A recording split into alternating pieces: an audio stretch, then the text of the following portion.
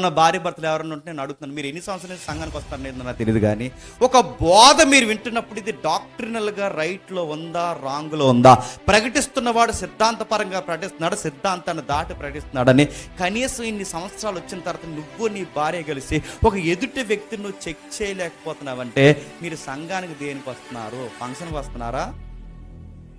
మిమ్మల్ని అడుగుతున్నాను, భార్య భర్తల్ని. ఇన్ని సంవత్సరాలు వచ్చి పౌలు లాంటి వ్యక్తి అలాంటి వాక్యాన్ని చెప్తుంటే కొన్ని నెలలు లేదు కొన్ని సంవత్సరాలు పౌలుతో తిరిగితే డాక్టరీలు అన్ని పట్టుకున్నారట. ఎంతమంది దంపతులు ఉన్నారు, మీరు సిద్ధాంతాల మీద మీకు అవగాహన ఉందా?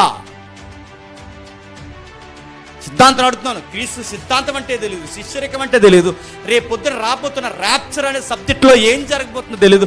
ఎన్నో సిద్ధాంతాలు ఉన్నాయి. మరి దంపతులుగా దేనికి వస్తున్నారు? మీ ఆవిడికి పాట ఇవ్వకపోతే నీ కోపం, మీ ఆయనకి మైక్ ఇవ్వకపోతే నీ కోపం, మీ ఇద్దరిని పిలిచి సన్మానించకపోతే కోపం, మీ ఇద్దరు పేర్లు ప్యాన్ మీద రాయకపోతే కోపం.